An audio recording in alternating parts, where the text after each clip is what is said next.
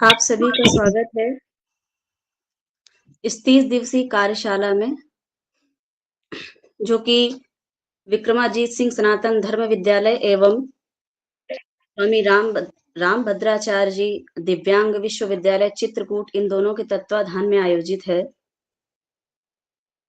उसी के द्वारा आज द्वितीय दिवस की कक्षा है, जिसमें आप सभी उपस्थित हुए हैं आभासी पटल के माध्यम से। जो पूर्व में हमारी कार्यशाला एक कर चुके हैं गत वर्ष, तो उन्हें तो बताने की आवश्यकता नहीं है, किंतु जो आज नए लोग हम विद्यार्थी हमारे साथ जुड़े हुए हैं, तो मैं आज के जो हमारे मुख्य वक्ता हैं, उनके परिचय से पूर्व अपने इष्ट देव से प्रार्थना करते हुए कि हमारी कक्षा निर्विघ्न संपूर्ण हो, तो सर्वप्रथम हम एक श्लोक के माध्यम से उनकी प्रार्थना करते हैं, अनंतर उनका परिचय देते हैं। मुखे ते ताम्बूलम् नयन युगले जलकला ललाटे काश्मीरम् विलसति गले मौक्तिकलता स्फुरच्चिशाटी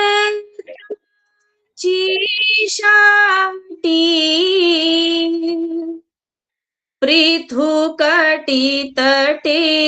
हाटकमायीं भजाम स्वां गौरी नगपति किशोरीमविरता।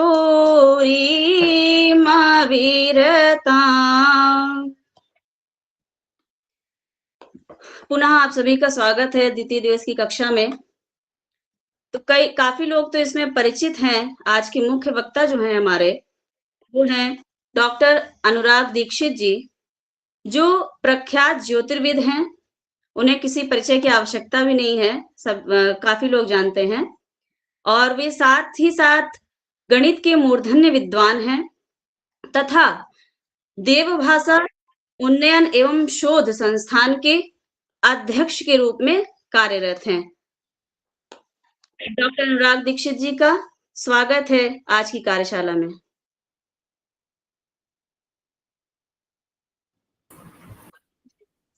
धन्यवाद सुकृति जी।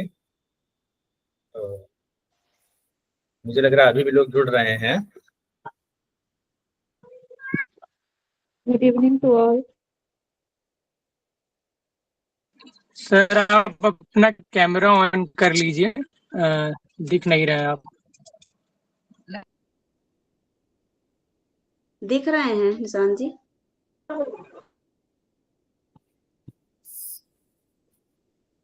प्रारंभ किया जाए? जी सर। गोस्वामी तुलसीदास जी की चौपाई बड़ी सुंदर है और शिक्षण में वो बहुत काम आती है। चौपाई छोटी सी है पर उसके अर्थ बहुत है। अवलोकन बोलन मिलन प्रीति परस्पर हास। अवलोकनी, जब कोई बच्चों की जो क्लास होती है, जब कोई टीचर क्लास में जाता है तो सबसे पहले कक्षा में अवलोकन करता है कि कक्षा कैसी है हमारी। तो कक्षा पे ये हमें ध्यान देना है कि कक्षा कैसी है, अवलोकन। दूसरा पॉइंट आता है बोलन, फिर वो कुछ बोलता है कि देखें हमारा इंटरेक्शन सामने से हो पा रहा है कि नहीं हो पा रहा है। अवलोकन बोलन मिलन, जब बोलचाल होती है तो एक मिलन स्वभाव बनता है। प्रीति परस्पर हास, फिर दोनों गुरु और शिष्य जो होते हैं उनके बीच में प्रेम उत्पन्न होता है। परस्पर हास मतलब एक दूसरे के साथ में जो है अभिधा व्यंजना लक्षणा सब में बातें होती हैं। तो देवभाषा उन्नयन शोध संस्थान के जो डायरेक्टर हैं आदरणीय गुरु जी प्रदीप कुमार दीक्षित जी, उन्होंने संस्कृत भाषा के शिक्षण के लिए एक बहुत बड़ा काम किया है। और मुझे लगता है कि ये ऐसी कार्यशालाएं संस्कृत को एक नया रूप देंगी और लोगों को सीखने को मिलेगा कि संस्कृत में हम क्या सीख सकते हैं।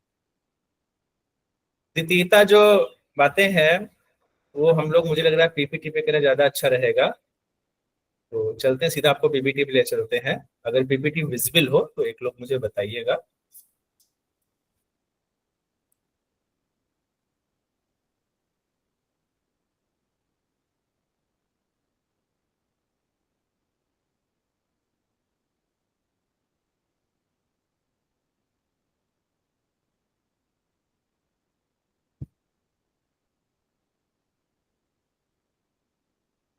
ये पीपीटी विजिबल है आप लोगों को? जी। ठीक है। संस्कृत भाषा प्रवीणता का जो दिवस दूसरा है, उसका मैं विषय प्रवर्तन कर रहा हूं। सबसे पहले भगवान शिव जी को याद कर लेते हैं। महोक्षः खट्वांगम परशुरजिनं भस्म फणिनः कपालं चेति तव तंत्रोपकरणम् सुरास्तां ताम्रग्निं ददति तु भव प्रणिहिता नहि स्वात्मा रामं विषय मृग तृष्णा भ्रमयति। आदिदेव को प्रणाम है। आगे चलते हैं। भाषा कौशल पर आज मुझे जो बिंदु दिया गया था, वैसे बिंदु मुझे नहीं दिया गया था, लेकिन मुझे आज जो है इसके बारे में कुछ बताना था। तो आप लोगों ने एक क्लास पहले ले चुके हैं शायद पठन कौशल की, वो ठीक से हो नहीं पाई थी। तो जो बच्चे नहीं जुड़ पाए थे तो नए तरीके से आज चीजों को समझेंगे। आज ये मान लें आपकी पहली क्लास है, यहीं से प्रारंभ भी होता है चीजों का। तो कुछ पॉइंट्स मुझे जो मिले थे मैंने ऑनलाइन मैंने डाल दिए हैं, देख लीजिएगा। भाषा एक व्यवहार कौशल है। सबसे पहले तो एक दो तीन चर्चाएं कर लेते हैं कि अंग्रेजी में जो आज के समय में सबसे प्रासंगिक भाषा है और सबसे ज्यादा बोली जाती है, मुझे लग रहा है 2 लाख के आसपास शब्द हैं, गूगल कर लीजिएगा, इससे ज्यादा नहीं है अंग्रेजी में। जो उसका जो शब्दकोश है बहुत छोटा शब्दकोश है। और जो जब उनको अनुवाद समझ में नहीं आता किसी चीज का, तो वो क्या करते हैं, आसपास के अनुवाद को लेकर के बोल देते हैं। जैसे मैंने आज भरपेट भोजन किया, तो एक अंग्रेजी के बहुत बड़े मूर्धन्य विद्वान है डेविस, उन्होंने एक इसका अनुवाद किया था, I have full justice with food, मतलब मैंने भोजन के साथ पूर्ण न्याय किया। बाकी और भी शब्द आ गए हैं इसकी जगह पे। तो सीधा सीधा जो शब्दावली है वो अंग्रेजी में नहीं आ पाती, हमको आसपास से बोलना पड़ता है। ये अंग्रेजी की समस्या है। संस्कृत के पास इतने शब्दकोश हैं, इतना ज्यादा संस्कृत का अपने में सौष्ठव है कि वह सारे शब्दों को अपने पास रखती है कि आप बोलिए तो क्या बोलना चाहते हैं, क्या पूछना चाहते हैं। इतना गहन अध्ययन किया है। पाणिनिकालीन भारतवर्ष एक पुस्तक है, पढ़िएगा। उसमें यही चीजें है कि उन्होंने जब पानी आता है और गड्ढों को भर के चला जाता है, उसके लिए भी संस्कृत में शब्द प्रयोग किया है। मतलब पाणिनि ने इतना ज्यादा होमवर्क किया था। इसके बारे में जो चीन के विद्वान है वो भी कहते हैं कि जब पानी आता है, क्या नाम है, जब इन्होंने पाणिनि ने हर जगह जा जा करके छोटी छोटी चीजों को इकट्ठा करके तब उन्होंने अष्टाध्यायी की रचना की और संस्कृत को आगे लाए। तो यह मान लीजिए जितने लोग जुड़े हैं, कुछ बच्चे हैं 9th हाई स्कूल के भी हैं, कुछ अग्रिम कक्षाओं के, कुछ जो है योग्यतम लोग भी जुड़े हुए हैं इस कक्षा से। तो संस्कृत यह विश्वास मानकर चलिए कि एक पूरी तरह कोडेड लैंग्वेज है, बस उसके व्यापक प्रचार प्रसार की आवश्यकता है, जो हम सभी लोग कर रहे हैं और सभी को करना है। आप भी सीख करके जाइए और आप आगे उसको बढ़ाइए। तो संस्कृत प्रारंभ से अगर सीखना चाहें तो इसके लिए संस्कृत भाषा में सबसे पहली, मुझे लग रहा है कि सबसे पहली जो आवश्यकता है वो रुचि की है, कि आपके अंदर रुचि है कि नहीं है। जैसे जैसे हम लोग जियो सावन या उस पे गाने सुनते हैं कि एक गाना है वो, ये मोह मोह के धागे, सुना होगा आप लोगों ने। उसको संस्कृत में गा दिया, इमे मोह मोह तन तव हा, तब अंगुली भी सहलग्ना। तो छोटी छोटी चीजें हैं, उनको हमें ध्यान देना है कि हमारी रुचि कहाँ से उत्पन्न होती है। तो भाषा कौशल के बारे में हम लोग शुरू करते हैं। भाषा एक व्यवहार कौशल है जो व्यवहार को सरल और सरस बनाती है, हमारे व्यवहार में भी बदलाव लाती है, और व्यवहार से संसार जीता जा सकता है। और भाषा के दो व्यापार हैं। दो व्यापार कौन कौन से हैं? इसमें पहला है कि विचारों के अभिव्यक्ति है, दूसरा विचारों का अभिग्रहण है। और भाषा के दो रूप होते हैं, ये आपको पता है, या तो हम लोग बोलेंगे या उसको लिखेंगे। इस प्रकार से सबको मिला लिया जाए अगर, तो 4 कौशल हमारे पास तैयार होते हैं। किसी भी लैंग्वेज को सीखने के लिए 4 चीजें तैयार होती हैं। अंग्रेजी में 2 चीजें होती हैं जब पढ़ाया जाता है। तो सबसे पहली चीज होती है लर्निंग। लर्निंग मतलब होता है याद करना। दूसरा एक शब्द आता है एक्यूजन। एक्यूजन में होता है धारण कर लेना। हमारी संस्कृत भाषा एक्यूजन पे ध्यान देती है। एक्यूजन मतलब हमारे शरीर में वो चीज समा जाए, हमारे शरीर से वो अलग नहीं हो सकती। अब जब भी हम कुछ भी याद करेंगे वो निकल आएगी। तो एक्यूजन होना चाहिए, लर्निंग पे ध्यान नहीं, लर्निंग भूला जा सकता है। तो 4 प्रकार के जो कौशल हैं, स्किल्स हैं, वो हमारे अंदर डेवलप होनी चाहिए। पहली है श्रवण कौशल, दूसरा है वाचन कौशल, तीसरा है पठन कौशल, चौथा है लेखन कौशल। तो इसी प्रकार से हमें इनको पढ़ना भी है। और इस क्रम में मुझे श्रवण कौशल दिया गया था आज का टॉपिक। तो जो कोई भी भाषा सीखनी हो आपको, इसके बारे में मैंने पीपीटी में लिख दिया, ये अभी ग्रुप में आपको मिल जाएगी, तो उसमें आप अच्छे से और देख पाएंगे। मैं छोटे छोटे पॉइंट करके आपको बता देता हूँ। आगे है भाषाई कौशल का क्या तात्पर्य है। तो इसमें मैंने परिभाषा एक लिख दी है कि कौशल का अभिप्राय वह छोटी छोटी क्रियाएं जिसके द्वारा निश्चित उद्देश्य की प्राप्ति हो सके। भाषाई कौशल से तात्पर्य है वे क्रियाएं जो भाषा सीखने में मदद कर सके। आप लैंग्वेज को सीखना चाहते हैं तो उसमें आपकी हेल्प हो सके। और इसके बारे में मैंने जो परिभाषा लिखी है वो आपको पढ़ सकते हैं, और ये पीपीटी आपको मिल जाएगी। इसके बाद भाषाई कौशल में जो पॉइंट्स आते हैं वो ये है कि 4 जो मैंने है उन्हीं के बारे में मैंने चारों लिख दिए हैं। पहला है श्रवण कौशल। श्रवण कौशल में सबसे पहला पॉइंट है जो श्रवण के प्रकार हैं, श्रवण का क्या क्रम होना चाहिए। श्रवण के साथ अर्थबोध जो है वो सबसे जरूरी होता है। पता चला सुन कुछ रहे हैं और समझ में कुछ आ रहा है, तो ये भी ध्यान देना है हमको। कई बार आप लोगों को लगता होगा फलाना गाना हमने सुना था, उसमें वो जो शब्द है जो हमने दोबारा रिपीट किया तो वो अरे समझ में आ गया, अरे इसका ये अर्थ होता है, तो लाइफ टाइम उसी में बीत जाती है हमारी। तो हमें श्रवण पर ध्यान देना है, वो बहुत जरूरी है। दूसरा है वाचन कौशल है। वाचन के प्रकार है, वाचन का क्रम है, वाचन के भाव, अभी इनको सारे आपको आगे डिस्कस होगा। इसके बाद पठन के प्रकार है, ये सारे पॉइंट्स हैं। फिर लेखन है। तो आगे हम लोग चलते हैं। सबसे पहले मैं शॉर्ट में जरा पठन कौशल बता दूं, क्योंकि पठन कौशल आप लोगों ने एक क्लास नहीं हो पाई थी, तो ये मुझे लगता है आपको जानना जरूरी है। बाकी शोभा मैम अगर वो एक्सटेंडेड क्लास लेंगे तो उसमें और आपको अच्छे से बता देंगे।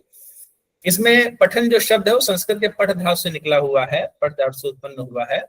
और इसका जो मौखिक भाषा में इसका वाचन या बोलने में प्रयुक्त होता है। इसके बाद पठन 2 प्रकार के अर्थों में प्रयुक्त होता है। पहला ये है पढ़ करके अर्थबोध करना, दूसरा ये है पढ़ने के साथ साथ दूसरों को अर्थबोध कराना। संस्कृत खुद में सीखना और दूसरे को भी संस्कृत सिखाना, ये बहुत जरूरी है। तो जैसे कोई शिक्षक भी पढ़ा रहा है तो पहले वो पढ़ करके बोध करेगा, फिर आपको जो है अर्थबोध आपको कराएगा, है ना। जैसे हनुमान चालीसा की शुरुआत होती है कि श्री गुरु चरण सरोज रज निजमन मुकुर सुधारि, बरनहु रघुवर विमल जस जो दायक फलचार। अब देखिएगा, इसको लाइन को पढ़ते तो बहुत लोग हैं लेकिन शायद इसको समझते नहीं है। अब इसमें समझ कैसे विकसित हो, तो यही श्रवण कौशल है कि जो ग्रामीण आंचलिक क्षेत्रों में जो शीशा होता है, जो चेहरा देखने वाला मिरर होता है, उसको लोग क्या करते हैं कि पैर जो होता है उसमें जो एड़ी में धूल लगी होती है उससे रगड़ के साफ करते हैं। कभी भी आपने शायद देखा हो, आंचलिक क्षेत्र में पहले होता था, बताते हैं शीशा बड़ा अच्छा साफ होता था, तो अभी भी लोग करते हैं। तो ये मैंने एक बार देखा इस चीज को, तो मेरे माइंड में तुरंत क्लिक किया। तो यही है हनुमान चालीसा की जो शुरुआत है, श्री गुरु चरण सरोज रज, जो गुरु के चरण कमल रूपी चरण है उसमें जो धूल लगी हुई है, श्री गुरु शरण सरोज रज, निज मन मुकुर सुधारी। मतलब निज मन, मैं अपने मन रूपी मुकुर शीशे को सुधारी मतलब साफ करता हूँ। तो इस प्रकार की अर्थों को प्रयोग किया गया है। तो जब आप संस्कृत को बहुत गहरे से समझेंगे, सीखेंगे, तब आपको पता चलेगा कि हाँ, इसके अंदर कितनी गहराई है, हमें सीखना क्या है। तो निजमन मुकुर सुधार के आगे चलते हैं हम लोग। विश्व में जो है ज्ञान है वो दो प्रकार से आज के समय में विद्यमान है। एक है अखबार, हम लोग देखिए घर पे भी आ जाता है प्रिंट रूप में, एक इलेक्ट्रॉनिक फॉर्म में आ जाता है। तो दोनों रूपों में हमें जो है ज्ञान मिल रहा है आज के समय में। तो उस ज्ञान को जो हमें लेना है वो कैसे लेना है, तो मातृभाषा इसमें बहुत आवश्यक होती है। और इसमें मैंने सारा लघु लिख दिया है, तो आप लोग पढ़ सकते हैं। छोटे छोटे पॉइंट्स मैं बता दूंगा। पठन की प्रक्रिया के 4 सोपान है। जो पढ़ने की प्रक्रिया है इसके 4 चरण होते हैं। एक होता है प्रत्यभिज्ञान, दूसरा है अर्थग्रहण, तीसरा है मूल्यांकन, चौथा है अनुप्रयोग। प्रत्यभिज्ञान जो शब्द है ये एक कश्मीर में शैव दर्शन था। कश्मीर जो है शैव का ही बहुत बड़ा केंद्र था, शैव परंपरा का, जहां आचार्य शंकर का शास्त्रार्थ हुआ था। तो वहां से एक दर्शन निकला था, प्रत्यभिज्ञा दर्शन। बहुत बहुत बड़ा ग्रंथ दर्शन है, और उसमें आप पढ़ेंगे तो आपको लगेगा कि हाँ, मैंने कुछ पढ़ा है। कभी गूगल पे सर्च करिएगा प्रत्यभिज्ञा दर्शन, बहुत अच्छी अच्छी पुस्तकें हैं। तो आपको पता चलेगा कि यही कन्नौज से गए थे जिन्होंने लिखा था। आगे चलते हैं। प्रत्यभिज्ञान होता क्या है, इसका ये है कि इसके अंतर्गत शब्द के दृश्य मतलब रचना तथा श्रव्य उच्चारण रूपों को समझकर उसके मानसिक बिंब की रचना शब्द के रूप में, ध्वनि के रूप में, अर्थ के रूप में हमारे मस्तिष्क में जो बिंब बनता है, मतलब जो चित्र बनता है, इसी बिंब संप्रत्यय की सृष्टि हमारे पूर्व अनुभवों पर आधारित होती है। आप इस बात को समझ गए होंगे। जब हम किसी चीज को या तो देखेंगे, भाई हमारे शरीर में, वैसे यहाँ पर एक पॉइंट लिखा है, लेकिन अगर देखा जाए तो हमारी जो 10 सेंसर्स होते हैं, हमारी बॉडी में 10 सेंसर लगे रहते हैं। उनको 5 ज्ञानेंद्रियां होती हैं, 5 कर्मेंद्रियां होती हैं। ये सेंसर है हमारी बॉडी के। जैसे आजकल के मोबाइल में प्रॉक्सिमिटी सेंसर आ गया, कान के पास ले गए तो वो बुझ गया, और कान से दूर हटाते हैं तो फिर वो हो जाता है। और वाइब्रेशन सेंसर होता है, कई सारे सेंसर मोबाइल में लगे रहते हैं। अब तो मोबाइल टच करके आप पेमेंट भी कर सकते हैं। तो ये जो सेंसर है ना, ये हमारी बॉडी में जो सेंसर को संस्कृत की भाषा में हम लोग इंद्रियां ही कहेंगे। तो हम लोग इंद्रिक ज्ञान जो ग्रहण करते हैं, उसके जो मानसिक, और 2 हमारे मेन सेंसर है, पहला है देखना, दूसरा है सुनना। अब जो देखने के लिए 2 उपागम दिए गए हैं, सुनने के लिए भी 2 उपागम दिए गए हैं। तो इसके द्वारा जो हमारे माइंड में जो एक इमेज बनती है, डेटा जो कलेक्ट होता है ना, इसका ही जो आगे हम लोग कंस्ट्रेन करते हैं, ओरिएंटेट करते हैं इसको, उसी को ही प्रत्यभिज्ञा बोलते हैं। ये कौशल बहुत जरूरी है, क्योंकि डेटा प्रोसेसिंग भी इसको कह सकते हैं। मतलब डेटा प्रोसेसिंग बहुत आवश्यक है। फॉर एग्जाम्पल कि आपके किसी ने पीछे से छोटी सी पिन चुभ हुई, आपको तुरंत सेंसर हुआ, अरे अरे कहाँ चुभ गया। क्यों? क्योंकि आपके जो कंट्रोल यूनिट थी उसने तुरंत सीपीयू को कहा नहीं, किसी ने मारा है। तो सेंसर इतना तेज है, इसी को बोलते हैं, जो हमारा तंत्रिका तंत्र है बॉडी का, वो वर्क करता है। दूसरा है अर्थ ग्रहण। तो सेंसर थोड़े तेज होने चाहिए कुल मिला करके संस्कृत या सीखने के लिए। आपको अगर तेज नहीं है तो ध्यान के द्वारा तेज किया जा सकता है सेंसर्स को, क्योंकि ध्यान एक ऐसी चीज है वो आपकी बॉडी के सेंसर्स को बहुत तेज बनाती है। आपको वो चीजें सिखा देती है कि लोग नहीं कहते कि फलाने ने हमें बता दिया कि वो बहुत दूर से कोई चीज थी, वो उनको आभास हो गया कि हमारे साथ ऐसा होने वाला है, जो 6 सेंस बोलते हैं, 7 सेंस, वो तो खैर मैं बात नहीं करूंगा। तो इस प्रकार से सेंसर हमको तेज करने पड़ेंगे किसी भी भाषा को सीखने के लिए। अर्थ ग्रहण। अर्थ ग्रहण में क्या है? पठन के साथ साथ अर्थ ग्रहण करना पाठक का महत्वपूर्ण गुण है। अर्थ ग्रहण की दक्षता जो है पाठक से चिंतन मनन की अपेक्षा करती है। अर्थ ग्रहण की दृष्टि से पाठक के अनेक पक्ष होते हैं। अब अर्थ ग्रहण में कई बार लफड़ा हो जाता है, हम क्या पढ़ रहे हैं, है ना। तो अर्थ ग्रहण बहुत अच्छा होना चाहिए कि क्या कहा जा रहा है। एक इंद्र वाली जो कथा है आप लोगों ने सुनी होगी कि अर्थ ग्रहण के चक्कर में सारा गड़बड़ हो गया था। तो हमारा अर्थ ग्रहण भी बहुत अच्छा होना चाहिए। तो पहला डेटा प्रोसेसिंग हो गया, दूसरा हो गया अर्थ ग्रहण, तीसरा है मूल्यांकन एवं प्रतिक्रिया।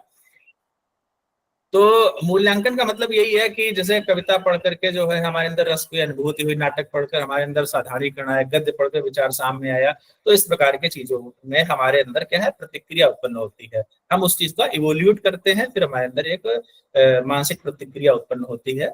आगे चलते हैं अनुप्रयोग, दैट इज एप्लीकेशन। अब हमने इतना सब काम कर लिया, डेटा प्रोसेस कर लिया, और एक पॉइंट और था, अर्थ उसका जान लिया, इसके बाद प्रतिक्रिया ग्रहण कर ली, और उसके बाद अनुप्रयोग कर लिया, मतलब उसका एप्लीकेशन कर लिया। लाइफ इन्हीं चार चीजों के इर्द गिर्द घूमती है। फॉर एग्जाम्पल, आप एक कार खरीदने जा रहे हैं, तो सबसे पहले क्या करेंगे, आपने सारी कारें देख रखी है, उसका प्रत्याभिज्ञा किया, मतलब उसको पहले सारी कारें देखी, समझा। इसके बाद अर्थ ग्रहण, हमारी आवश्यकता क्या है, पता चला आपने जो है 1 करोड़ की कार पसंद कर लिया मिली ने, वो आवश्यकता आपकी है ही नहीं, आपकी गली में आ ही नहीं सकती है, तो ये भी है। इसके बाद क्या हुआ, मूल्यांकन है कि जो चीज है ये हमारे लिए क्या नाम है, हमारे उसमें बजट में आ पाए कि नहीं आ पाए। खाते में पड़े 1 लाख रुपए, कार देखा 20 लाख की, तो ये भी ध्यान देना चाहिए। उसके बाद एप्लीकेशन है, ठीक है, खरीदने चले गए, हाँ ये तीनों चीजें इवोल्यूट कर ली कि नहीं हमारे पास पैसा ही पड़ा हुआ है, हम गाड़ी अफोर्ड कर सकते हैं, गाड़ी में पेट्रोल भी डला सकते हैं, that is the application part. हमने एप्लीकेशन करके देख लिया कि यार जो है अब हम जो है इस चीज को खरीद सकते हैं, बढ़िया खरीद के घर के सामने खड़ी कर दिए। आगे चलते हैं, पठन के प्रकार, ठीक है, टाइप्स ऑफ पठन। सबसे बड़ी बात क्या है कि 2 प्रकार से किसी चीज को पढ़ा जाता है। जैसे जो लोग घर में पूजा करते होंगे तो उन्होंने ध्यान दिया होगा कि शुरुआत में जब कहा गया होगा कि चलो पढ़ो कुछ, किताब पकड़ा दी कि पहले हनुमान चालीसा ही पकड़ाई जाती है, तो भगवान के सामने खड़े हो गए, फिर सबसे पहले गुरु ब्रह्मा गुरु विष्णु गुरु देव महेश्वरा, पे धीरे धीरे पढ़ गए, गुरु साक्षात पर ब्रह्म तस्मै श्री गुरुवे नमः, पढ़ा, कोई बात नहीं। इसके बाद क्या हुआ कि कहते हैं अरे हमारी पूजा 10 मिनट में हो जाती है। उसके बाद लोग कहने लगते हैं, कहते हैं हम मन में ही कर लेते हैं, कैसे गुरु गुरु गुरु बस जपते चले गए, दैट इज द मौन पठन, है ना। तो जब आपका सस्वर पठन अच्छा होगा तो आपका मौन पठन अपने आप अच्छा हो जाएगा, ये हमें ध्यान देना है। तो सस्वर पठन से ही आपको मौन पठन में आप जा सकते हैं। देखिए, पढ़ने के 6 दोष होते हैं, ये ध्यान रखना है, इसको हमारे भीतर नहीं लाना है। जो भी संस्कृत सीखने जा रहे हैं, आगे आपको सब कुछ सीखने को मिलेगा। तो बहुत अच्छा पाठ्यक्रम बनाया गया है, सभी लोग जितने लोग जुड़े हैं अच्छे से जुड़िए। और मेरा विश्वास है जब आप 30वें दिन सर्टिफिकेट के लिए कह रहे होंगे हमारा सर्टिफिकेट नहीं आया, अभी हमें ईमेल पर नहीं मिला, तो आपको ये लगेगा कि हमने बहुत कुछ सीखा है। तो ये चीजें बहुत हमें ध्यान देनी है। आप 30 दिन तक पढ़िए, समझिए चीजों को, बहुत अच्छी कक्षाएं होंगी, और सारे मुझे लग रहा है कि सारा सार आपको यहीं पे मिल जाएगा, और ये जो 30 कक्षाएं होंगी ये आपके जीवन को बदलेंगी। तो हमें जितने लोग जुड़े हैं, मेरा अनुरोध है आप जुड़िए, और जो लिंक है आप शेयर करिए, लोगों को जोड़िए, और संस्कृत भाषा का प्रचार प्रसार में ऐसे माध्यम बनिए, तो घर के लोगों को जोड़िए, घर के बच्चों को जोड़िए, तो उससे उनको भी जीवन में कुछ जानने को मिलेगा। और इतने शॉर्टकट में सब कुछ नहीं मिल जाता जितना यहाँ मिला जा रहा है। पहली चीज है ये गा गा कर, मतलब हमें गा गा कर नहीं पढ़ना चाहिए संस्कृत में। उसके बाद शीघ्रता से नहीं पढ़ना चाहिए, फास्ट नहीं होना चाहिए, सिर हिलाकर नहीं पढ़ना चाहिए, हाँ ऐसे ऐसे पढ़ रहे हैं, फिर चुपचाप नहीं पढ़ना चाहिए, ठीक है, बिना समझे नहीं पढ़ना चाहिए। अगला क्या है, दबे स्वर में नहीं पढ़ना चाहिए। तो ये चीजें 6 पठन के दोष होते हैं। श्लोक मैंने लिख दिया है, गीत श्री सिरा कंपे तथा लिखित पाठ का। तो ये चीजें इसको ध्यान रखनी है हमें, जो पठन के दोष हैं। पठन की कक्षा नहीं हो पाए थे, मुझे लगा बताना जरूरी है, तो मैंने बता दिया आपको। अब जो हमें टॉपिक मिला था मैं उस पर चलता हूँ। श्रवण कौशल है। श्रवण कौशल क्या है, सबसे बड़ी बात होती है सुनना। इस संसार में जिसने सुनना सीख लिया वो सब कुछ जान जाता है, उससे कुछ भी नहीं बचता है। भगवान ने 2 कान दिए हैं, और आप सुनने से ही संसार में सीख सकते हैं।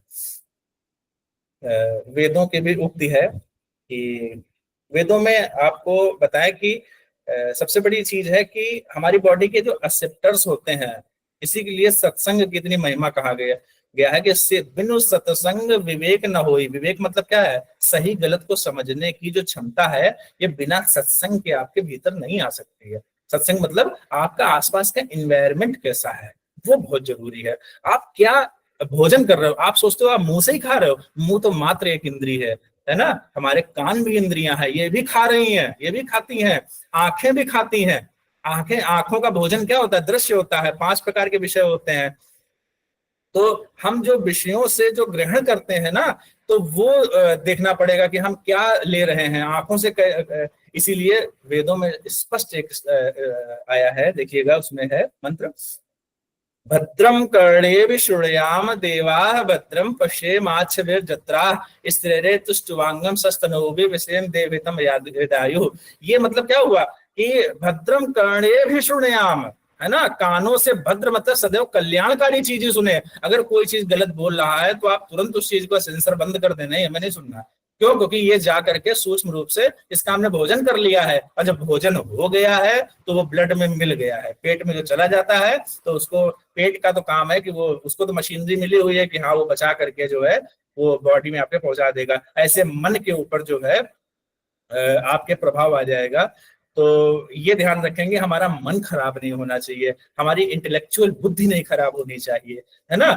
तो इसलिए ध्यान रखना है हमें कि कानों में जो चीज सुनाई दे, ये आप सोच रहे हो कि हम अपने आप को, मेरा कोई प्रभाव नहीं पड़ेगा, इसके लिए आपको ध्यान, योग, मार्ग चुनने पड़ेंगे। यही प्रैक्टिस तो कहलाते कि फलाने को वो हो गया, विरक्त हो गया। विरक्त का मतलब समझ रहे हैं आप क्या हुआ? उसकी वो प्रैक्टिस करना चाहता है कि हम कानों से ऐसी कोई चीज सुने तो उसका मेरे पर इफेक्ट ना हो, हम आंखों से कोई गंदी चीज देखें, खराब चीज देखें तो उसका हमारे पर इफेक्ट ना हो, और क्या नाम है, मुंह से हम जब बोलेंगे तो कल्याणकारी बोले उस चीज के लिए। तो हमें ये चीज ध्यान रखना, हमारी जो बॉडी के सेंसर्स हैं और जो शरीर के सेंसर्स हैं, जिह्वा है, इन चीज का सेंसर्स पे ही आज के समय में, और आपके सेंसर्स का ही फायदा उठाया जाता है, इसी की मार्केटिंग है। आगे चलते हैं। आप अच्छा कंटेंट देख रहे हैं इसलिए नेटफ्लिक्स, जियो प्राइम, हॉटस्टार आ रहे हैं, और आप एक अच्छा कंटेंट क्या नाम है सुन रहे हैं, इसलिए आपको इन दोनों का फायदा उठा करके मार्केटिंग पनप रही है। तो हमें ध्यान देना है कि हमारे भीतर जा क्या रहा है, और जो गलत जाएगा तो गलत उत्पन्न होगा, है ना। तो ये बात ध्यान रखना है हमको, क्योंकि जो हमारी बॉडी का जो मेन प्रोसेसर है लगा हुआ है हार्ट, तो वो जो है हर चीज को प्रोसेस करता है, तो हमें वो ध्यान देना है। श्रवण का जो श्रवण कौशल है इसमें श्रु धातु से निष्पन्न हुआ है, और इसका आशय है सीखने की प्रक्रिया में विशिष्ट सुनने से है। मतलब जो विशिष्ट प्रकार से सुनना है हमको, जो हम सुन रहे हैं उसको सुनते समय ध्यान रखना है। जैसे नियमावली भी ध्यान रखनी है। जैसे हम लोगों को एक सांप जो चलता है, जो सांप को संस्कृत में भुजंग बोलते हैं, तो भुजंग जो चलता है वो ऐसे से लहरा के चलता है, तो उसी पे एक छंद बनाया गया, भुजंग प्रिया छंद। तो उसको यमाता राजभान सलगा से अगर जोड़ेंगे तो यमाता यमाता यमाता यमाता यमाता यमाता यमाता यमाता यमाता यमाता यमाता यमाता यमाता यमाता यमाता यमाता। मैं जो नया ग्रंथ विलोकता हूँ भाता, मुझे वह नवमित्र सा है। नमामि शमीशाम निर्वाण रूपम विभुम व्यापकम ब्रह्म वेद स्वरूपम। ये ऐसे ही गाना है, नए नए विधियां नहीं लेनी है आपको। अब तो गोस्वामी तुलसीदास जी ने कहा कि शंकर जी रुष्ट हो गए थे, वो कथा आपने पढ़ी होगी। अब शंकर जी रुष्ट हुए, उन्होंने उनको खुश करने के लिए भुजंग प्रिया छंद में रचना लिखी। आज के समय में उसको पता नहीं किस किस टोन में गाया जा रहा है। जो जिस चीज में जैसा है उसको वैसे ही गाना है, वैसे ही सुनना है, उसको बदलना नहीं है। हमें भुजंग प्रिया छंद था, भगवान शंकर, क्योंकि शंकर जी के गले में सांप रहता है, तो उनको लगा कि भगवान शंकर इससे प्रसन्न हो जाएंगे, इसलिए उन्होंने भुजंग प्रिया छंद में रचना की, है ना। तो हमें ये चीज ध्यान रखनी है। तो श्रवण कौशल में श्रवण मनन निधिध्यासन, ये आपको पता होगा। तो श्रवण मनन निधिध्यासन जो है, इस पे हमें ध्यान देना है। जो हम सुनेंगे उसको मनन करेंगे, उसी को निधिध्यासित करेंगे। तो श्रवण कौशल यही है कि आपको जो सुनना है वो भद्र सुनना है, और संस्कृत में आपको सुन सुन के बहुत याद होता है। कई बार आपको ने महसूस किया होगा ऐसे, अब कर्पूर गौरम किसको याद कराया, किसी को नहीं, लेकिन उसको याद है सबको। क्यों? क्योंकि आपको ये सुन सुन के याद हुआ है, आसपास के लोग गा रहे हैं, सुन के याद हो गया। संस्कृत सब ऐसी बनाई ही गई है, इतना वर्क किया गया संस्कृत पे कि आप सुनेंगे आपको याद हो जाएगा। मैं ऑडिबल हूं क्योंकि मुझे केवल स्क्रीन दिखाई दे रही है जी। अच्छा ठीक है। तो संस्कृत ऐसे बनाई गई है कि आपको जो है सुन सुन के ही तैयार हो जाएगी हर चीज, है ना। तो संस्कृत को हमें सुन सुन के ही आगे बढ़ाना है। तो श्रवण कौशल है। अब श्रवण कौशल का विकास जो है वो हमारे कानों को, आपको पता होगा कि जो हमारे कान होते हैं, जो आज के समय में फ्रीक्वेंसी है वो 0 से लेकर जो 20 हर्ट्ज तक होती है ना, उसको कुत्ते सुनते हैं। मतलब बहुत छोटी फ्रीक्वेंसी होती है। जो 20 से लेकर के 20,000 हर्ट्ज तक फ्रीक्वेंसी होती है वो हम लोग सुनते हैं, और जो 20,000 से अधिक होती है वो चमगादड़ वगैरह सुनते हैं। तो हम लोगों की जो फ्रीक्वेंसी है, अच्छा देखो ईश्वर ने इतना अच्छा बनाया है कि 20 से लेकर 20,000 की फ्रीक्वेंसी केवल हम कानों से सुन सकते हैं। इस सेंसर की इतनी क्षमता है। केवल आंखों से हम कितना देख सकते हैं? किसी को पता है? कोई साइंस का स्टूडेंट हो, आंखों से किस रेंज का हम देख सकते हैं? केवल 4800 से लेकर के 7800, 7200, 7800 एंगस्ट्रॉम तक केवल हम देख सकते हैं। इसके बाहर हम नहीं देख सकते, हमारी रेंज में नहीं है। इसीलिए भगवान ने गीता में कृष्ण से कहा, भगवान ने अर्जुन से कहा कि मैं तुम्हें आंखें दूंगा तभी तुम मुझे देख पाओगे, ऐसे नहीं देख पाओगे, क्योंकि वो उस एंगस्ट्रॉम की रेंज में आता ही नहीं है ईश्वर। तो वो हमें ध्यान देना है। तो जो लोग पढ़ रहे हो वो गीता वगैरह का अच्छे से पाठ कर सकते हैं। अभी पाठ एक लोगों से मैं करवाऊंगा, तो आप लोग सुनेंगे तो अच्छा लगेगा आपको। तो इसमें श्रवण कौशल का जो विकास है वो इसी माध्यम से हो सकता है। तो हमको श्रवण कौशल पर ध्यान देना है। श्रवण के 3 प्रकार होते हैं। पहला है अवधानात्मक श्रवण, दूसरा है रसात्मक श्रवण, तीसरा है विश्लेषणात्मक श्रवण। आगे चलते हैं। अवधानात्मक श्रवण क्या होता है? अवधानात्मक श्रवण होता है कि किसी से हमने बात की, उसका हमने व्यू जानना कि उसका व्यू क्या है। इसके बाद जब उसने प्रश्न पूछा तो मैंने उससे उसी चीज में एक प्रश्न पूछा, क्या ऐसा हो सकता है? ये अवधानात्मक श्रवण। दूसरा है सौंदर्य बोधात्मक श्रवण, मतलब जब हमें गद्य पद्य या जो भी हम सुने उसके बाद जो सौंदर्य बोध हो जाए तो उसको सौंदर्य बोधात्मक श्रवण बोलते हैं। तीसरा है विश्लेषणात्मक श्रवण। इसमें क्या करेंगे हम? जब ये दोनों श्रवण कर चुके हैं तो विश्लेषण करते हैं। जितना हम लोग पढ़ चुके हैं, जितना समझ चुके हैं, उसके बाद हम लोग विश्लेषण करते हैं। तो हमें ये ध्यान देना है। तो इस क्रम में हम लोग आगे एक बात करेंगे। मुझे लग रहा है जैसे प्रारंभ करते हैं श्रवण कौशल में, सबसे पहले हम लोग प्रारंभ करेंगे। ऋचा जी जुड़ी हुई हैं। ऋचा जी से मैं अनुरोध करूंगा कि एक अच्छा सा सुभाषित श्लोक सुना करके हम लोगों को लाभान्वित करें। ऋचा मिश्रा जी, डॉक्टर ऋचा मिश्रा जी।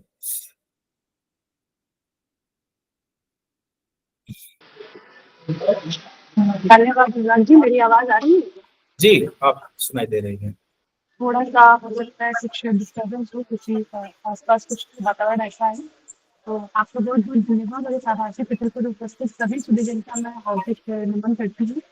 और इतना अच्छा आपका व्याख्यान चल रहा है, उस बीच में आपने मुझे अवसर दिया, इसके लिए आपको बहुत धन्यवाद देती हूँ। अभी आपने जो श्रवण के 3 प्रकार बताए, अवधानात्मक, सौंदर्य बोधात्मक और विश्लेषणात्मक, ये तीनों ही जो प्रकार है वो आपके व्याख्यान में पूर्ण रूप से समझ में आ रहे थे। और इसमें एकदम से आपने नाम लिया तो थोड़ी सी असहजता हो गई, क्योंकि इतने ध्यानपूर्वक जब कोई बात हम सुनते रहते हैं तो बीच में अचानक से कुछ भटकाव की स्थिति उत्पन्न हो जाती है। तो आपने जैसा कि कहा है, तो एक सुभाषित जो है तो मैं सभी के सामने प्रस्तुत कर रही हूँ। हम सबने इसको सुना हुआ है, और क्योंकि इस कार्यशाला का प्रारंभ इतने सुंदर वचन से हुआ, सुकृति जी के माध्यम से, आपने महादेव की इतनी अच्छी स्तुति की, और उस बीच में मुझे अवसर मिला है, तो आशा करती हूँ कि कुछ दे पाऊंगी।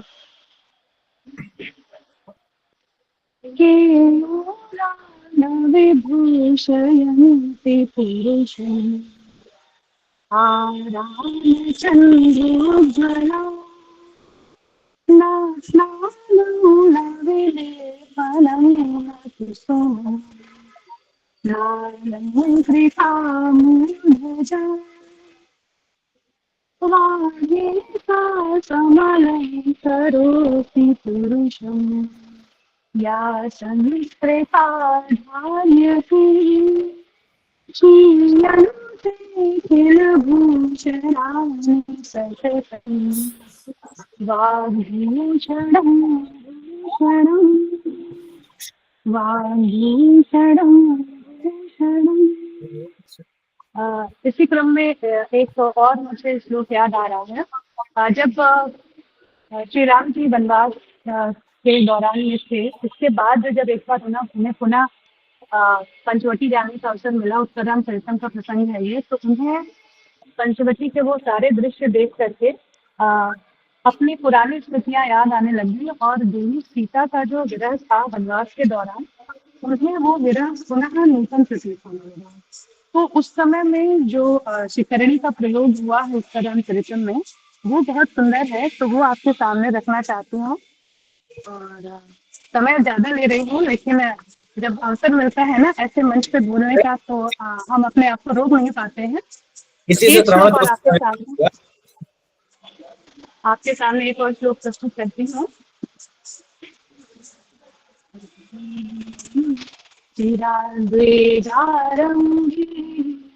रश्मित इव तीव्रो विचिरसः सुतश्चेत् संवेदाः प्रचल इव शल्यस्य शकलः व्रणोरुदग्रन्थिः स्फुटित इव हिन्मयि पुनः पुरा भूतः शोको विचलयति मां नूतन इव। धन्यवाद अनुराग जी, आप सभी का धन्यवाद कि आपने इतने धैर्यपूर्वक मुझे सुना, और मैं पुनः आपको विषय स्थापना के लिए आमंत्रित करती हूँ। बहुत बहुत धन्यवाद।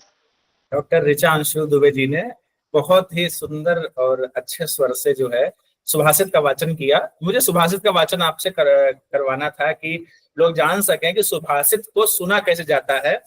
जैसे आपने कहा कि युवराह न भूषयन्ति पुखाहारा न चंद्रोज्वला, अगर पुरुष जो है केयूर मतलब होता है बाजूबंद पहन ले, है ना, और या हार पहन ले और चंद्रमा के समान उज्ज्वल जो है हार पहन ले, तब भी उसको वो चीज नहीं मिल सकती है। हम कह रहे हैं पुरुष लाख सजा हो, लेकिन उसकी अगर वाणी अलंकृत नहीं है तो फिर क्या मतलब है, उसका कोई मतलब ही नहीं है। अच्छा बोल नहीं सकता तो क्या अर्थ है। तो सुभाषित से हम शुरुआत करेंगे। जो हमारा श्रवण कौशल है, सबसे पहले हम सुभाषित से शुरुआत करेंगे कि सुभाषित को सुनेंगे तो उससे हमें ये पता चलेगा कि हम संस्कृत में और नया क्या सीख सकते हैं। इसी क्रम में दूसरे नंबर पे मैं बुलाना चाहूंगा कुछ वेद का एक अगर सुनने को मिल जाए तो आपको ये भी पता चलेगा मैं वेद का कैसे हम सुन सकते हैं। तो मैं एक कानपुर के जो है बहुत विद्वान संस्कृत के आचार्य हैं, और मुझे नहीं लग रहा है कि कर्मकांड में इतनी पकड़ मैंने अभी तक किसी व्यक्ति से देखी है कि कर्मकांड में भी किसी की इतनी पकड़ हो सकती है। जो एक समिति चलाते हैं और गंगा आरती भी होती है, और उसके अध्यक्ष हैं, शायद वैदिक धर्मोत्थान समिति है, उसके अध्यक्ष हैं, और एक सुलझे हुए व्यक्तित्व और सरल और संस्कृत का बड़ा अच्छा वाचन है उनका। मैं शिवाकांत दीक्षित जी से अनुरोध करूंगा कुछ हम लोगों को वेद से कुछ अच्छा सुनाने का कष्ट करें। शिवाकांत दीक्षित।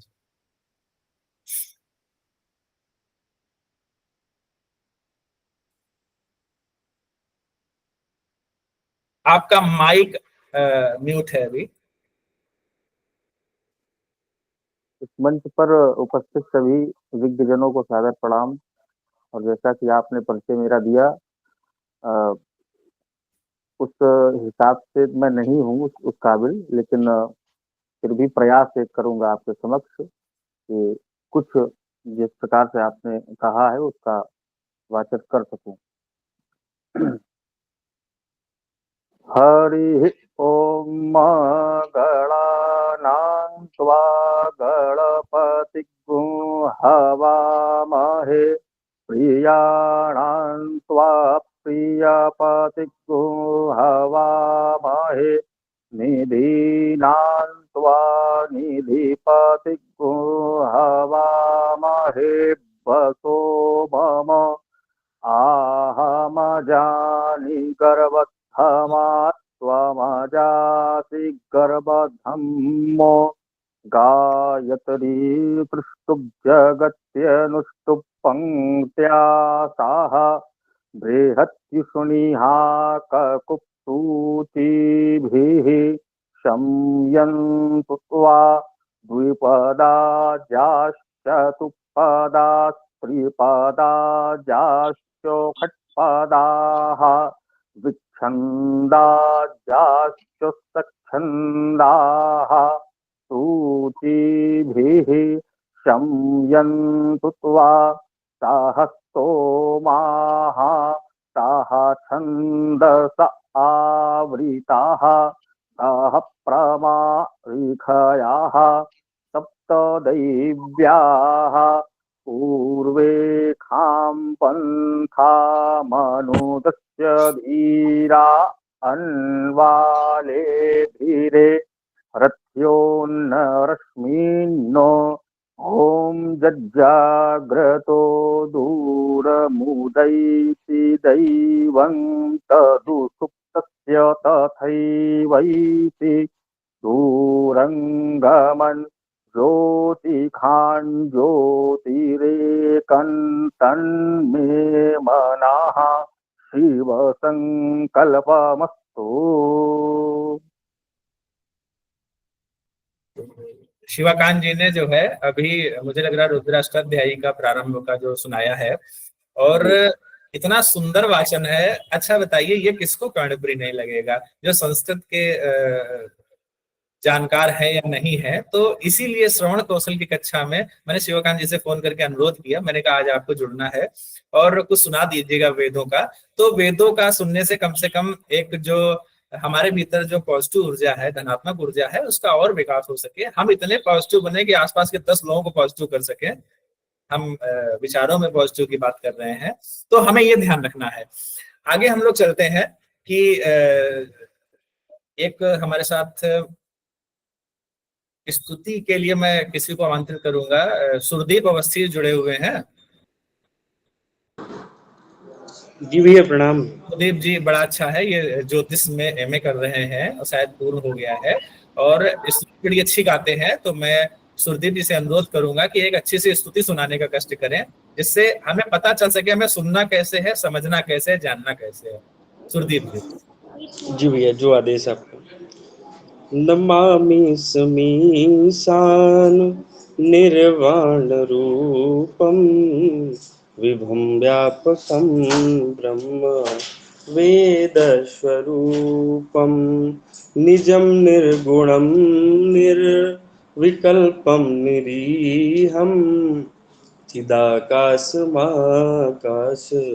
वासं भजेऽहम् गुणागार संसार पारम नतोऽहं तुखारादि संकाश गौरम गंभीरम मनोभूत कोटि प्रभाश्री शरीरम स्पन्न मौलिकल्लोलनी चारु गंगा लशद बाल बालेन्दु कंठे भुजंगा चलत कुंडलम भ्रू सुनेत्रम विशालम प्रसन्नाननम नील कंठम दयालुम नमामि समीशान निर्वाण रूपम विभुं व्यापकं ब्रह्म वेद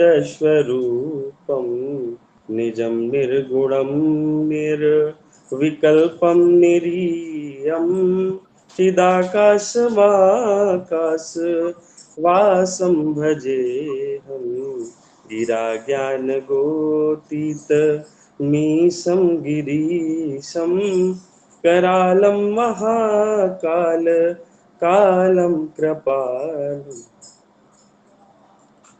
बहुत सुंदर। और सुरदीप जी ने बड़े अच्छे स्वर से जो है गाया, और स्तुतियां बड़ी अच्छी गाते हैं। सुरदीप हमारे छोटे भाई हैं और बहुत अच्छा इनका स्तुतियों पे रहती है, हम लोग सुन लेते हैं। मैं जी समय का ध्यान रखते हुए बस 4 लाइनें ही सुनानी है, तो रहा करके सुनानी है, सुना दीजिए। इसको कंटिन्यू पूरा सुना दें? नहीं ठीक है, इतना पर्याप्त है, क्योंकि असल में सबको समय देना है। मुझे लगा इसीलिए हमने कहा कि उसको डबल करके हमने बस केवल 4 लाइनें सुनी। और एक नहीं, तस्मै श्री गुरुवे नमः, गुरु से ब्रह्मा गुरु विष्णु गुरु देव महेश्वरा गुरु साक्षात परब्रह्म तस्मै श्री गुरुवे नमः। तस्मै के 2 अर्थ होते हैं, शायद आपको पता हो। तस्मै तस्मै माने खीर भी होता है तो तस्मै कसमै न रोचते, है ना। तो खीर किसको नहीं अच्छी लगती है। तो हमारे आदरणीय गुरु जी भी जुड़े हुए हैं। खैर आगे हम चलते हैं।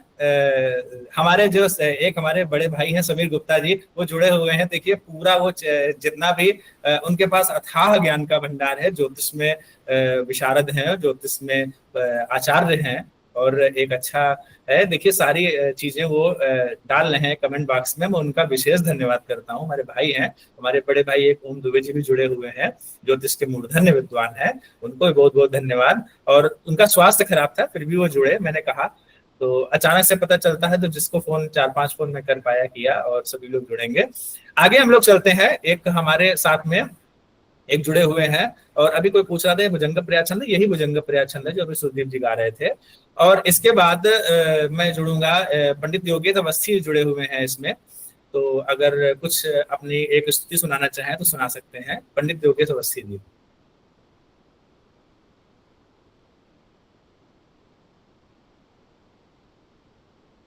मुझे लग रहा है जुड़े नहीं है योगेश जी, वो शायद यात्रा पर थे। मुझसे अनुरोध भी किया था कि जो है मैं जुड़ने में जो समस्या होगी। तो इसी क्रम में जो है एक और नाम है, मुझे लग रहा है देखनी पड़ेगी। तो सबसे इसके तदुपरांत मैं सुकृति जी से अनुरोध करूंगा कि एक जो है भगवत गीता का एक अच्छा सा पाठ जो हो वो हमें सिखाने का कष्ट करें, कैसे हम लोग उसको पढ़ सकते हैं। तो घर पे सब लोग एक छोटी सी गीता आती है, जिसके पास ना हो बताइए, मैं पोस्ट कर दूंगा। 10, 12, 15, 20, 25 रुपए की भी आती है, आप ले सकते हैं। और नहीं तो पीडीएफ में आज के समय सबके पास मोबाइल है। भगवत गीता का रोज एक श्लोक पढ़िए, आपको संस्कृत स्वतः सिद्ध हो जाएगी। आपको किसी की आवश्यकता नहीं पड़ेगी कि संस्कृत के लिए इधर दौड़ना उधर दौड़ना। संस्कृत ऐसी है, आप अगर ध्यान करके बैठ जाइए तो संस्कृत आपके पास स्वतः आने लगेगी।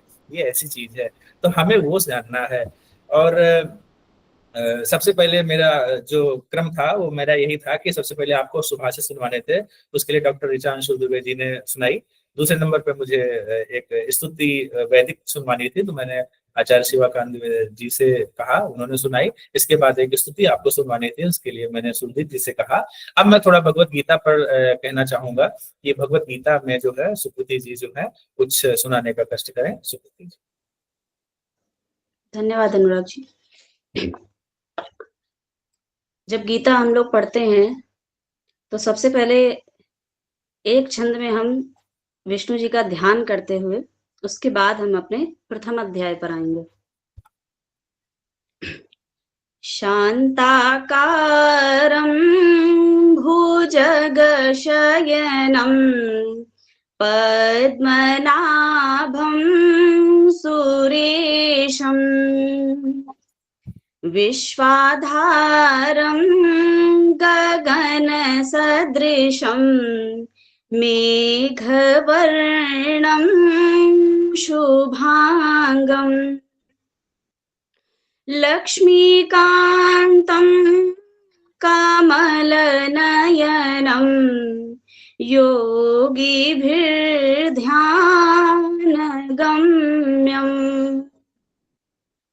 वन्दे विष्णुं भवभयहरं सर्वलोकैकनाथम्।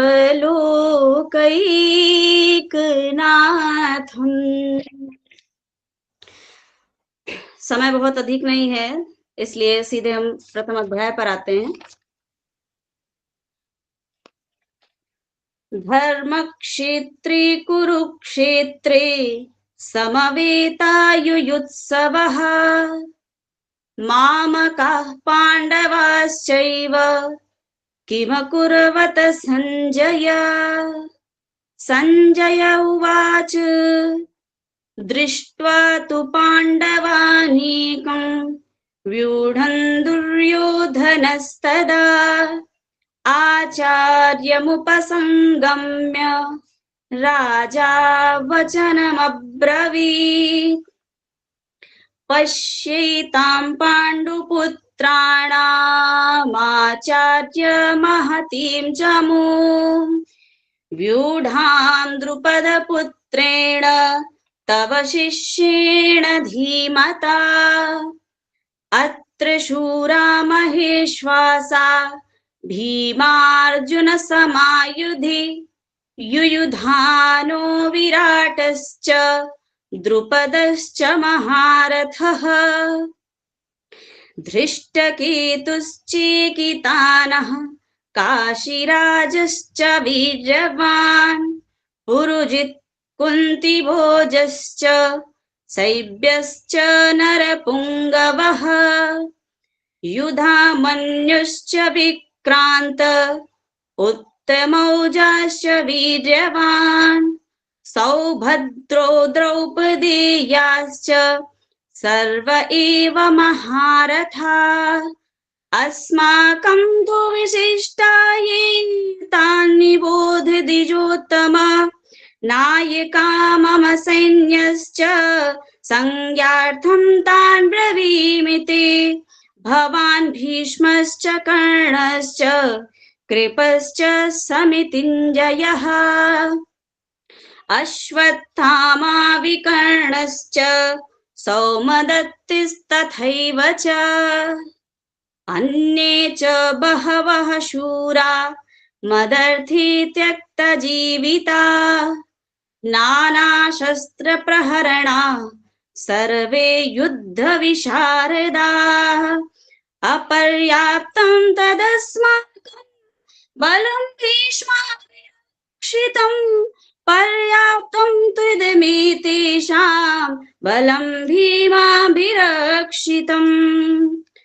अयनेषु च सर्वेषु यथा भागमवस्थिताः भीष्ममेवाभिरक्षन्तु भवन्तः सर्व एव हि तस्य सञ्जनयन् हर्षं कुरुवृद्धः पितामहः सिंहनादं विनधोच्चै शङ्खं दद्मौ प्रतापवान् ततः शङ्खाश्च भीर्यश्च पडवानकगोमुखाः सहसैवाभ्यहन्यन्त सशब्दस्तुमुलोऽभवत् ततः श्वेतैर्हयैर्युक्ते महति स्यन्दने स्थितौ माधवः पाण्डवश्चैव दिव्यौ शङ्खौ प्रदध्मतुः पाञ्चजन्यं ऋषिकेशो देवदत्तं पौण्ड्रं दद्मो महाशङ्खं भीमकर्मावृकोदरः अनन्तविजयं राजा कुन्तीपुत्रो युधिष्ठिरः नकुलः सहदेवश्च सुघोषमणिपुष्पकौ काश्यश्च परमेश्वासः शिखण्डी च महारथः धृष्टद्युम्नो विराटश्च सात्यकिश्चापराजितः द्रुपदो द्रौपदेयाश्च सर्वशः पृथिवीपते सौभद्रश्च महाबाहु शङ्खान् दद्मुः पृथक् पृथक् सघोषोधार्तराष्ट्रान् हृदय नभश्च पृथिवीं चैव तुमुलो व्यनुनादयन् अथ व्यवस्थितान् दृष्ट्वा धार्तराष्ट्रान् कपिध्वजः प्रवृत्ते शस्त्रसम्पाते धनुरुद्धम्य पाण्डवः ऋषिकेशं तदा वाक्यमिदमाह महीपते अर्जुन उवाच सेनयोरुभयोर्मध्ये रथं स्थापयमेच्युत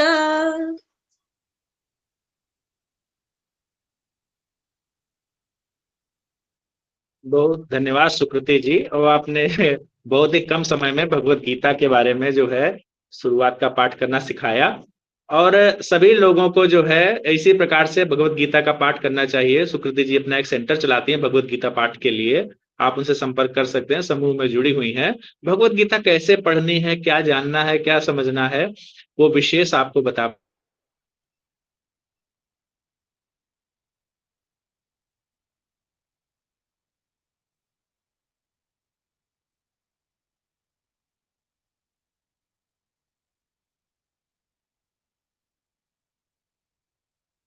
हेलो। मुझसे क्लिक हो गया था। तो सभी ज्ञानीजन है, विज्ञजन है, और सभी से कुछ ना कुछ सीखने को मिलेगा। विद्वत जन जुड़े हुए हैं इस कक्षा से।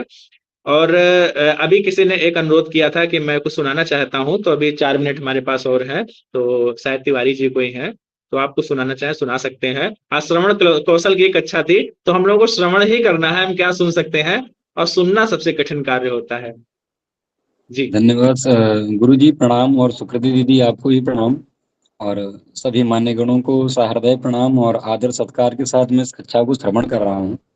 प्रयास है कि अधिक से अधिक ज्ञानार्जन आप सभी से हमें हो सके। तो भगवान के गीता पाठ हुआ, तो उसके उपलक्ष्य में मुझे स्मरण आया कि भगवान श्री हरि विष्णु के निमित्त एक ध्यान में भी प्रस्तुत कर सकूं, यदि आप सभी का आशीष होगा। सशंक चक्रम सकिरीट कुंडलम सपीत वस्त्रम सरसेरुहेक्षणम सहरवक्ष स्थलकौस्तुभश्रियम् नमामि विष्णु शिरसा चतुर्भुजम। भगवान के विराट स्वरूप को हम सभी प्रणाम करते हैं। प्रभु हम सभी को सद्बुद्धि और इतना विवेक दें कि अनुराग सर जो इतना भावाकुल और हम सभी के प्रेम सौहार्द से जो वाणी के द्वारा सभी के अंदर ज्ञान प्रशस्त कर रहे हैं, उसकी अवधारणा हमारे अंदर आए। और आपको महोदय मैं इस प्रकार से देख रहा हूँ, ध्यान मूलम गुरो मूर्ति, पूजा मूलम गुरो पदम, मंत्र मूलम गुरो वाक्यम, मोक्ष मूलम गुरो कृपा। तो ये संस्कृत का कुछ अनुराग हमारे अंदर भर जाए, ये आपके वचनों के माध्यम से ही मोक्ष की प्राप्ति हो जाएगी। बहुत बहुत साधुवाद, धन्यवाद अवसर प्रदान करने के लिए।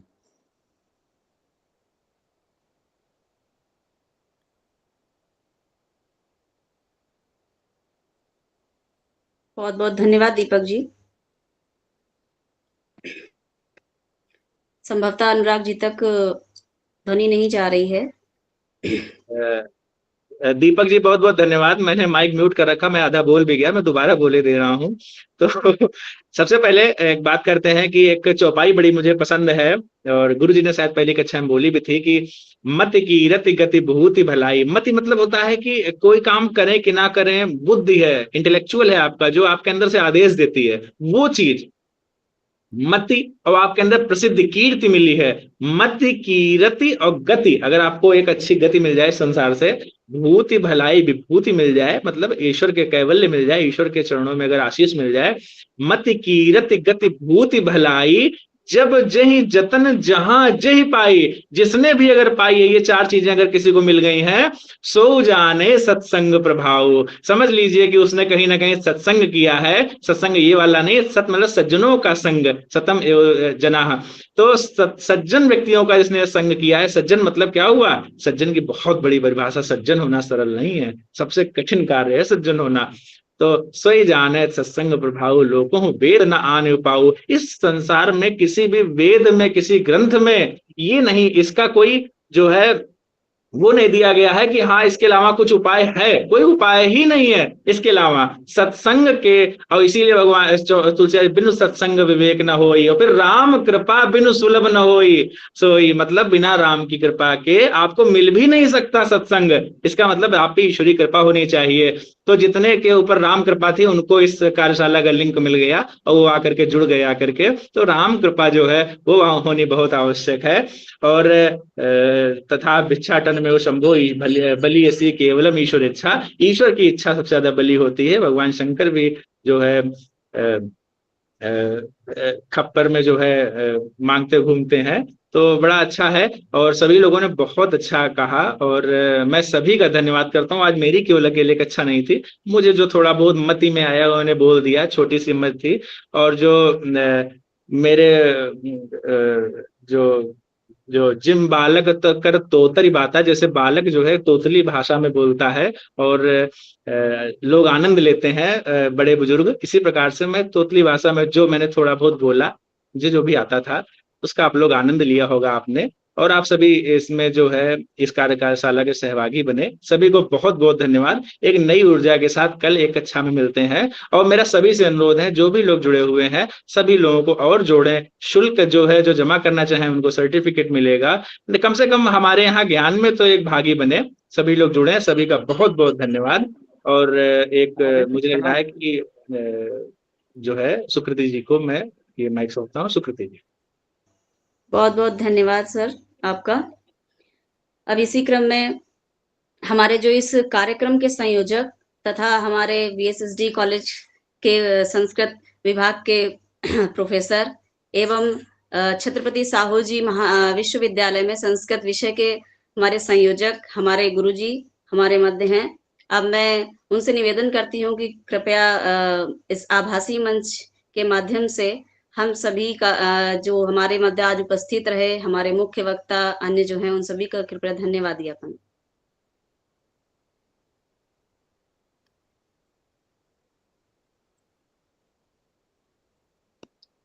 सर ध्वनि नहीं आ रही आपकी।